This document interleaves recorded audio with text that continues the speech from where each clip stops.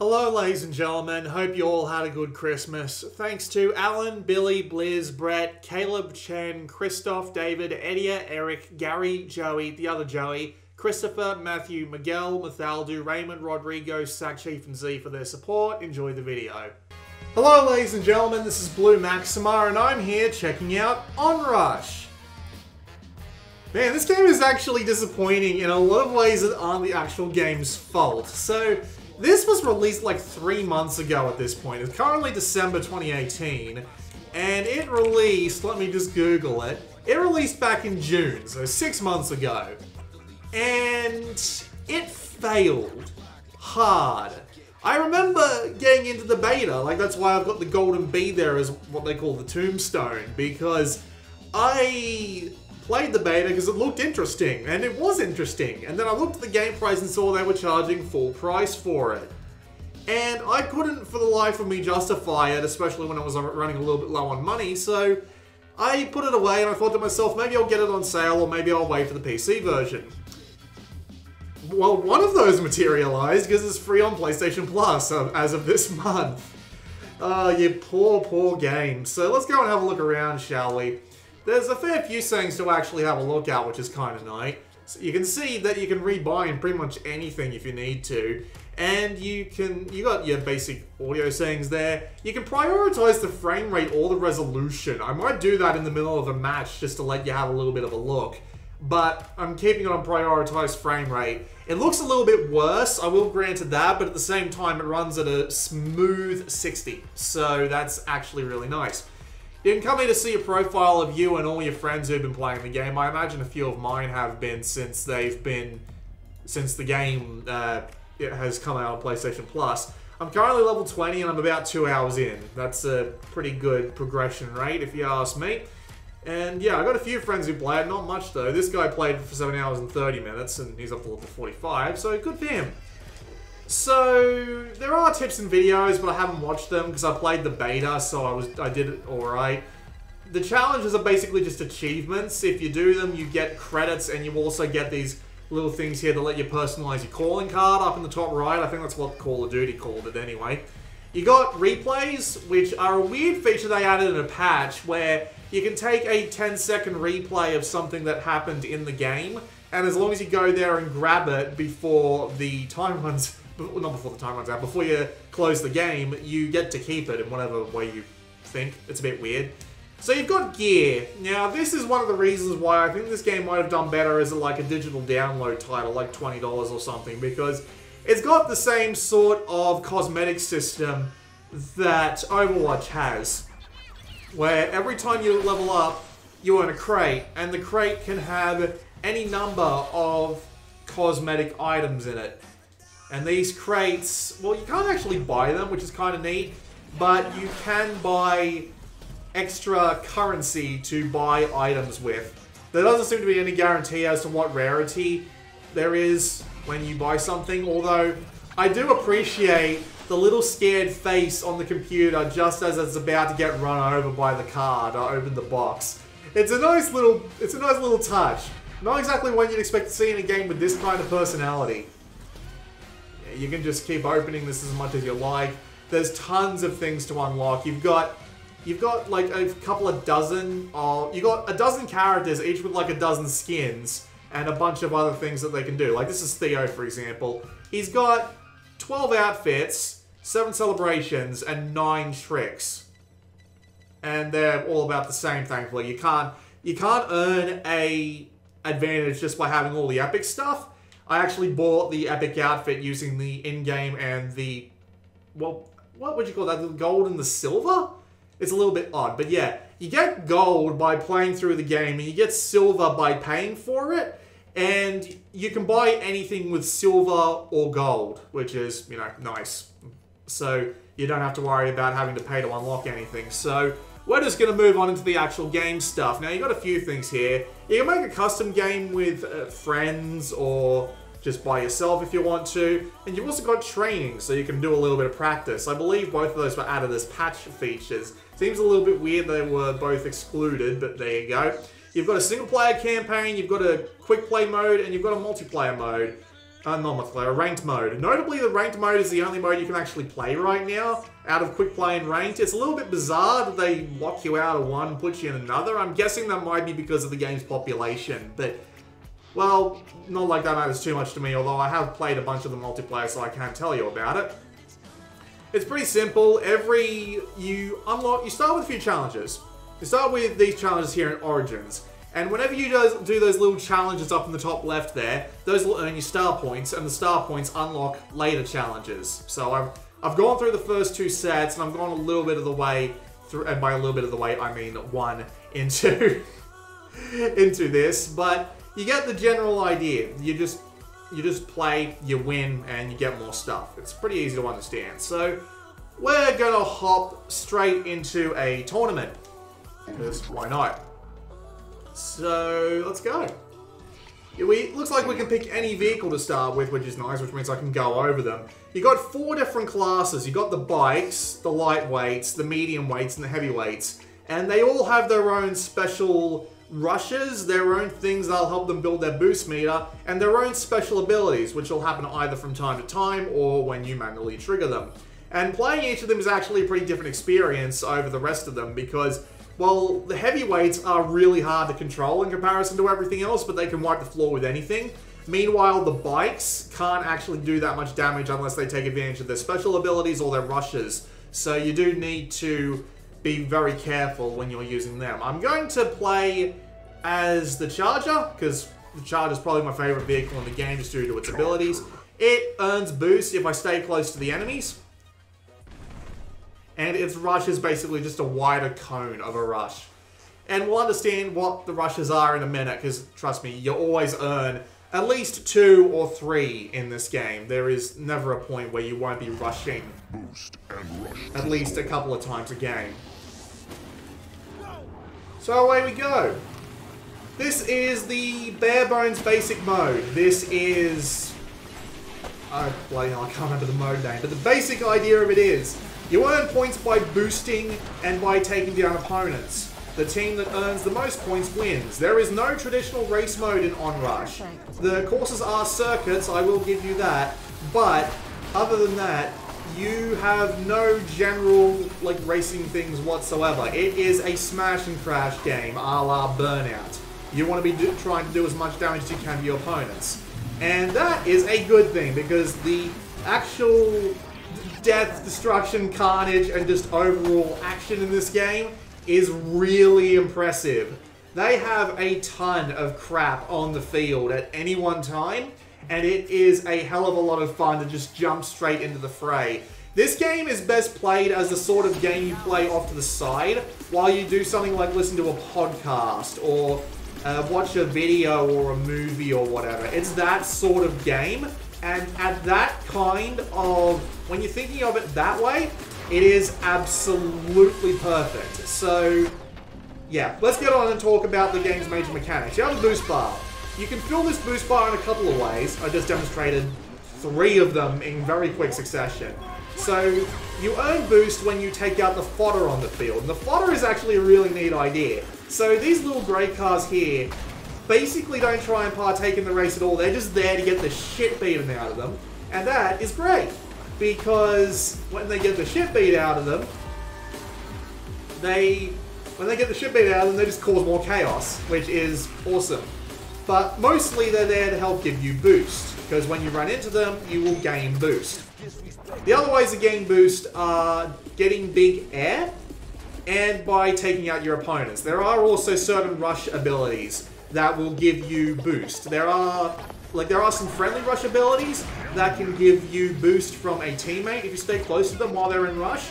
And there are also some negative abilities, like you'll be able to drain the boost of everyone involved by staying close to them while you're in rush.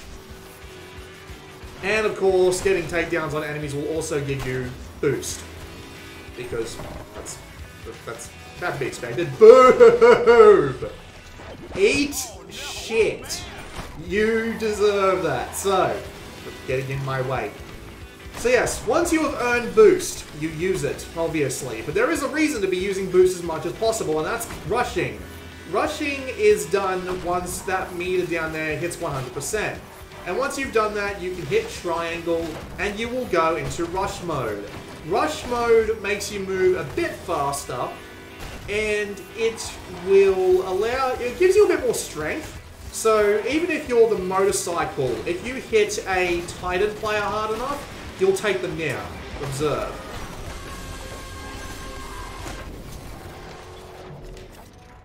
Okay, let's just pretend that didn't happen.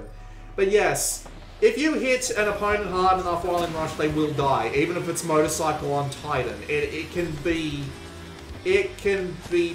bloody hilarious to just run straight through 3 different people. Hell, I'm just talking about while he was in rush. That must be a bad thing.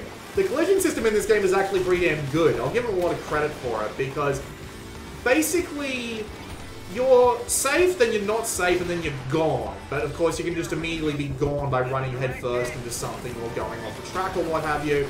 Also, if someone comes down on top of your head or something like that, you know, it's fair, but it's also not too restricting, so you don't have to do massive amounts of slamming just to make your point.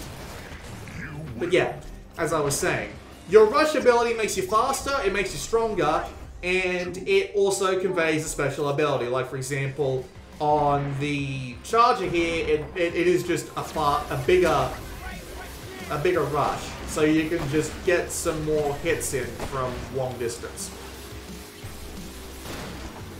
Well, not so much long distance, but more like if they're close but not close enough, the rush will help you out there. Might as well. Going down. Damn, I was almost on top of him. Tried to take him out there, I completely lost him and wrecked the side of my car. Jesus, that must have stung a bit. Let's swap to a Titan for the rest of the round. So the way this works is most of the game modes play out in rounds. There's one that doesn't, but the other ones do.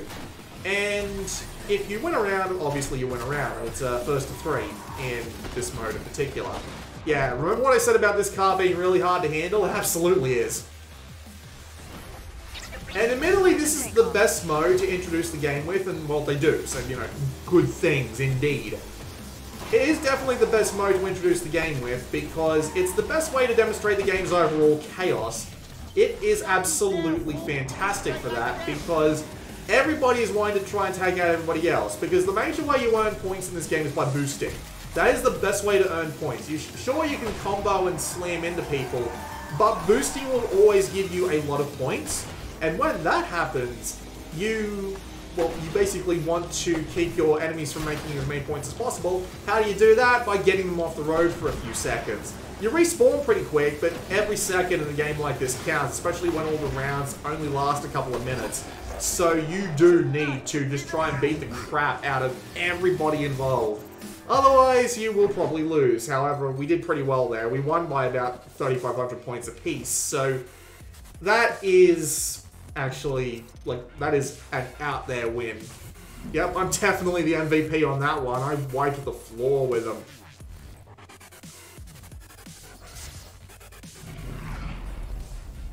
You get a few taunts here and there, although, funnily enough, I had way more points in that first category, and yet they didn't give it to me. Then you get your XP. It's pretty reliably been usually 1, but mostly 2 games to level up at this point. And there's your crash tags, which are your achievements.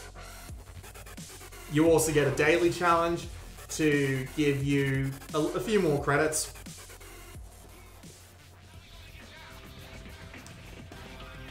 But yeah, we'll quit that just to save us all a bit of time. So let's go play some Countdown. So they're going to give us the... No, they're going to give us the Blade Charger again. Let's pick something that doesn't force me into a certain one. Lockdown. Yeah, that works. It's going to give me the Interceptor. Cool. Interceptor. So Lockdown is basically King of the Hill. The zone spawns ahead of you, and you need to go and stay on it for as long as humanly possible. Of course, the other team is going to be in there to try and beat the crap out of you to keep you from doing that. So, pretty much all the game modes are like that. Everybody's just trying to beat the crap out of everybody else, and there's just something else to do in the meantime. But frankly, I don't got a problem with that. It feels like open, not so much open range Burnout. Like, the tracks are all relatively wide. There are very few places in the game where... it feels like it's going to constrict you. You've got plenty of room to move, and frankly, with 12 different people in the arena at the same time, you do kind of want the tracks to be as wide as possible, so that you don't end up each other's ass all the time. But thankfully the tracks are wide enough with just enough interesting bottlenecks without being too over the top about it to keep the rounds interesting. And thankfully, there isn't that much reliance on racing, especially in that first mode that we showed off, because again, it's relying on the amount of points you get in that first mode. This game feels more like your typical racing game the most, mainly because you need to try and get ahead in order to get the zone. But still, it definitely focuses more on the smashing and crashing. Like, look at all the effects, look at all the pieces that are flying all over the place. All the crazy camera angles. Smack. That stings for me, Yen T-boned.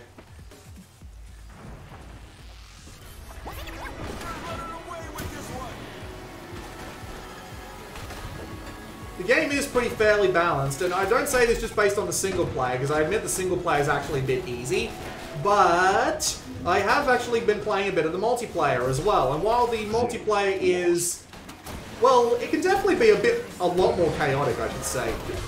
Not only just a bit, but yeah, a lot more chaotic, because, you know, real players are a lot more likely to just wipe the floor with you than any particular AI player. But still, it's just amazing how... It can be amazing just how much action the game has, even against the easier AI opponents. It can go from gentle to absolute insanity in seconds. When just 4 dudes just come up on you and just try and ram you off the field, and they will, because again, if you get hit, you'll be put into a danger state, and then if you get hit hard enough again, you will be knocked out. So there's no, like, holding your position. You need to try and avoid one-on-many events, and you need to also try and encourage many-on-one events if they're on your side. So, it's definitely engaging in that sense. Matches are nice and quick, too. They're usually no longer than 10 minutes, and most of the time they're even shorter than that. So you have plenty of opportunities to just pop out and do something else, or just, you know, pop it on for half an hour, stick it on the ranked matchmaking and just play that, because the ranked matchmaking is just constantly giving you more events to do, more or less. It's not like a single player campaign where you have to pick what you want to do specifically. I'm going to crash into that wall. Yep. I got caught in that guy's super. His special ability is that wake right there, which will send you careening off course. Very, very painful to get stuck in it on the smaller areas. You do, of course, also have your special abilities. Sometimes these are activated by button. Sometimes these are activated automatically. The one I remember off the top of my head is one that drops an automatic boost pickup for your teammates to get. And when your teammates get it, they get just a tiny little bit of extra boost, which will definitely help you out, especially in the score attack modes. Every car feels like it's useful. Some cars are more useful in some modes than others, but it's never a case like you're using a useless car in an event, especially when they give everybody the same car, or they make it so that you have to pick carefully from a few cars whenever you're racing on a specific mode on a specific track. Every track works on every mode too, which is nice.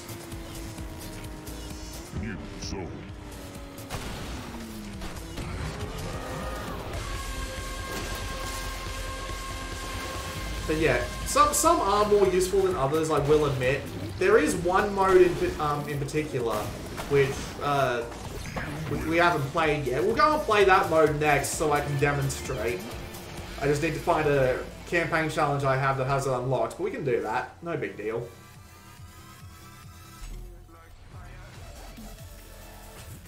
So we have to sit through this again. As far as I'm aware, there's no way to skip this. For some reason, I can even spam emotes when I'm playing solo, which is a little bizarre, but whatever.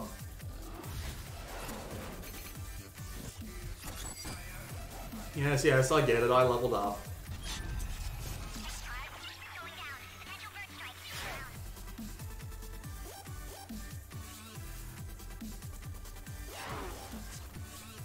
Early credits reward completed. Yeah, continue. Let's go play... Yes, Countdown. Perfect. Countdown is another mode. Fantastic explanation, me. This is actually, like, surprising. Like, okay, pick one that... Right. We'll play on a bike, because Firewall is intensely useful on Countdown. Although if you're playing like any other mode whatsoever, you probably want to be in a car just because unless they have a Titan and you have a lightweight, there's a very, very low chance that you're just going to get suddenly rammed off the road. So yeah, here's Countdown. Again, it's the same thing. Everybody is just trying to beat the absolute shit out of each other. But the goal this time is that everyone's got, well, everybody as in each team, has a clock that slowly ticks down. Everyone that gets through a gate adds time to that clock, so it's not mutually exclusive. Like, as soon as one team gets through the gate, it doesn't disappear for the other team. So, you've got to get as many teammates as you can through these gates. And everyone who gets through the gate adds a second. The first team to run out of time loses. And again, fantastic idea, because it wants you to earn as much boost as possible so you can get through the gates and, you know, wipe out all the other dudes while you're using your rush abilities and stuff. And of course, it encourages chaos, because while it doesn't force you down the road here, getting your opponents out of the way of the time gates makes it so that you are more likely to win. As you can see here, this guy did not want me getting to that gate at all, and just sent me flying across the stage. And we're losing, that's not great. Yeah, the longer you're out of the course, the less time gates you can get for your team. So, again, good mode. Like, I don't think there's a legitimately bad mode in this game. There's only 4, but we've only not seen 1 just yet. And by the way, I said I was going to do it. Let's do it. This is playing on Super Sample mode. So it's probably going to look slightly better because I'm on a PlayStation 4 Pro. But yeah, you can tell that the frame rate has significantly dropped. You can absolutely see that. At the same time, though, the game does actually look noticeably better. So that is actually a frame rate and resolution compromise that you may want to consider making. I'm not going to make it in the long term, but yeah. Whoop.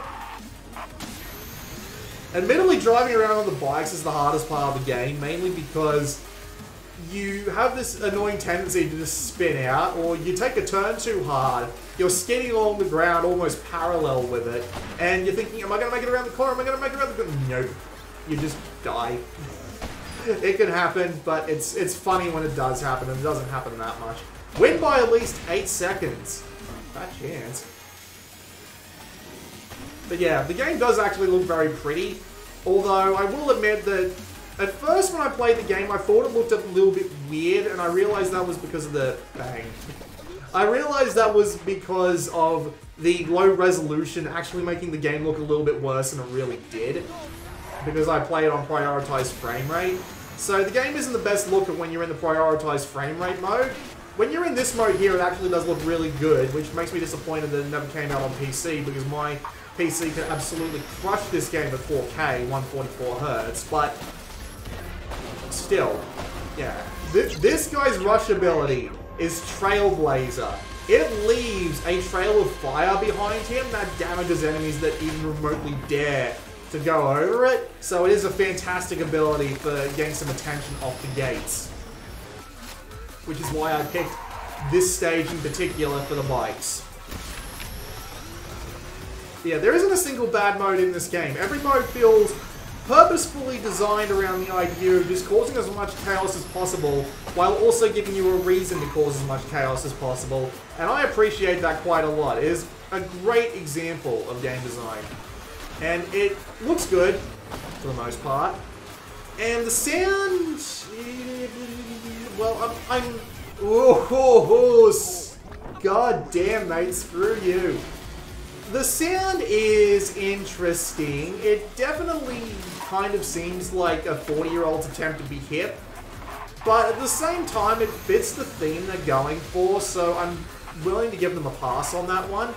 It certainly does fit. I've never felt the need to turn the music off. It does suit purpose, which I will be absolutely fine with. I'll be absolutely fine with keeping it around because, you know, serving purpose is... Whoa! Man, that must have stung.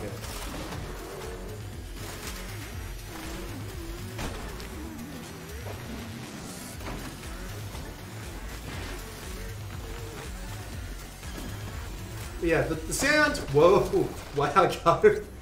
Oh dear. But yeah, sound, design, good, not great, fits theme, I'll let him get away with it. Oh shit, that guy deployed the shields, and the shields make things almost ultra invincible. I just got flattened. I am a piece of paper on a motorbike. That is basically all I am. That's awesome. Let's just see if anyone behind us is going to go straight through the fire.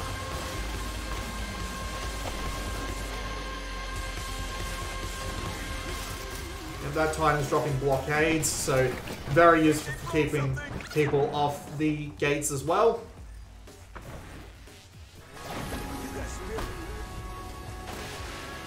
The track variety is pretty decent. There's a lot of crazy crap going on, which I approve of quite heartily. There is a fairly decent amount of layout density and just general interesting little things going on with each of the game's tracks. With that said though, I agree with the idea that it can get rather repetitive. All of the tracks do feel pretty similar in just like general layout and construction, because you do kind of need that in Onrush. Like the actual game wouldn't make that much sense without the really wide tracks. So I can definitely understand why they went the way they did. It just makes a fair amount of the game feel relatively similar. Thankfully, they actually helped with this a bit by introducing 4 new tracks for free as part of a patch. With that said though, yeah, it can get a little bit repetitive on the tracks, but at the same time, that's actually a pretty decent thing because it keeps the... Well, it doesn't make the tracks complicated. You don't have to do any massive amount of memorization of any sort of route in order to actually succeed.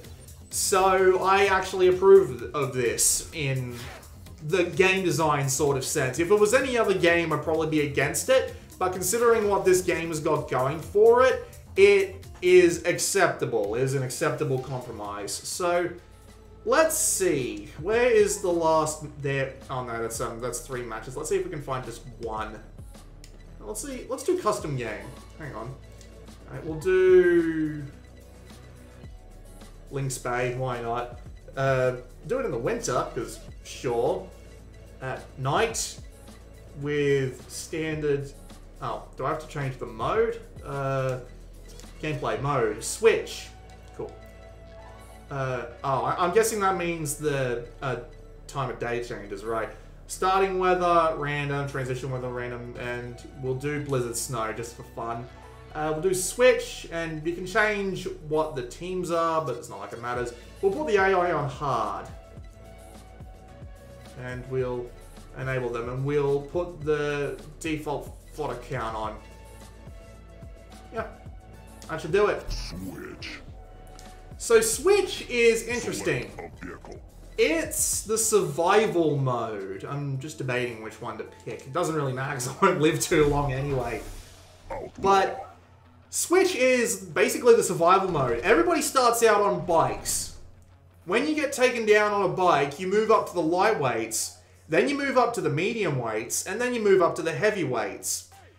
And once you have, let me put it this way, so everybody starts with 3 lives. They lose 1 every time they go up a class. And once they've lost their 3 lives, that's pretty much it. They're the Titans, and they can help try and win the game, but they don't count for anything anymore. And the first team to run out of lives loses.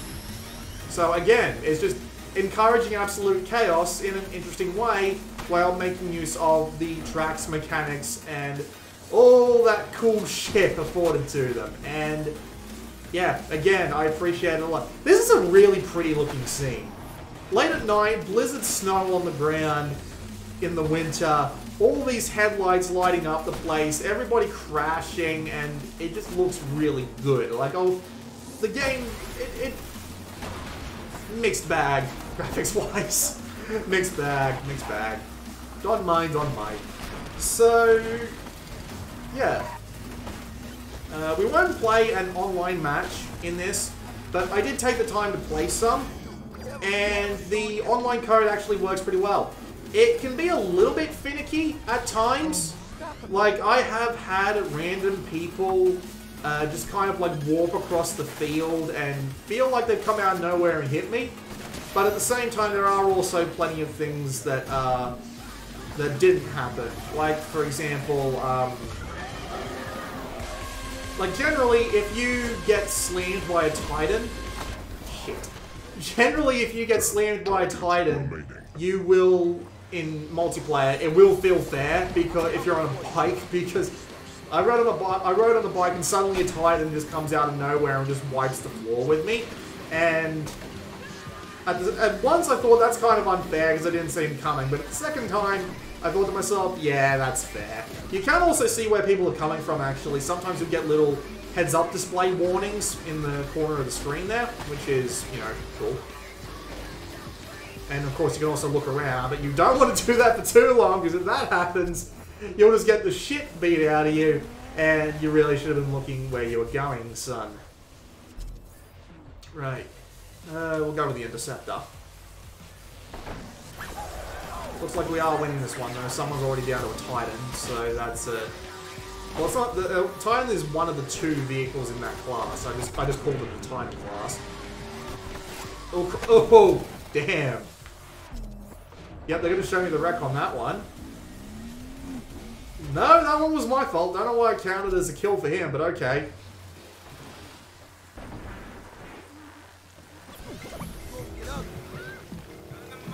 That Akio guy is a bitch. Oop.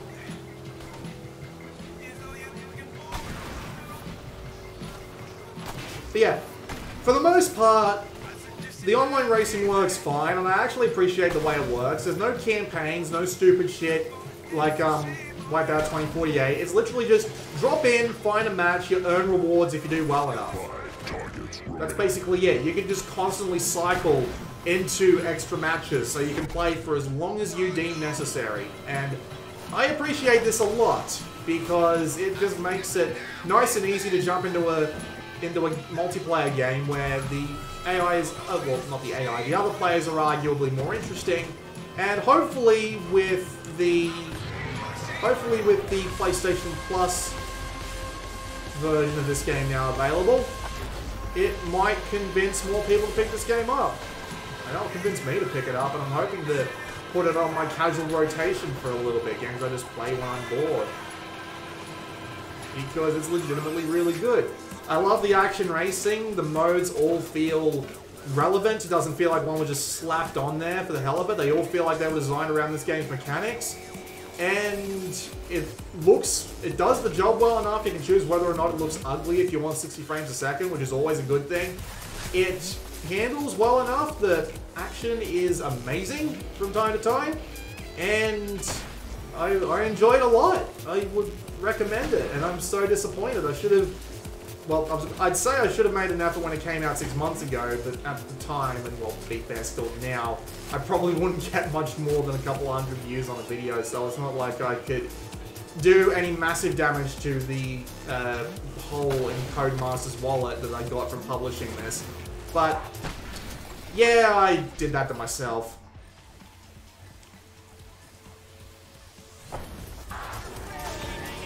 But yeah, I like it a lot. It does a lot right, and I am actually really disappointed that it didn't succeed. And it didn't succeed so much that it actually got the head designer fired. And, well, he wasn't fired, but I think he was... I don't remember the exact details of it, but I'm pretty sure either way he either quit or he was let go. A lot of people were let go from the studio that made this game because, as it turns out, this was also the studio that made Drive Club, which was an absolute disaster on release, which ended with it being a piddling seller. And that was, again, unfortunate because I loved Drive Club. I bought Drive Club VR as soon as I got the opportunity. I haven't played it much, but oh, I don't have any time for anything anymore. But yeah, it's a shame. They put out 2.5 really good games. Drive Club VR is basically just a conversion of Drive Club that has VR stuff in it. There we go. We won at the last second by me doing a rush. But yeah, this game is really good. If you have PlayStation Plus and a PlayStation 4, go check it out. It is free for the entire month of December. I'll try and have this up sometime in December so that this video isn't entirely irrelevant by the time you see it. But still, I am really enjoying it. It is a fantastic little arcade smash and crash racer, and I really wish it did better.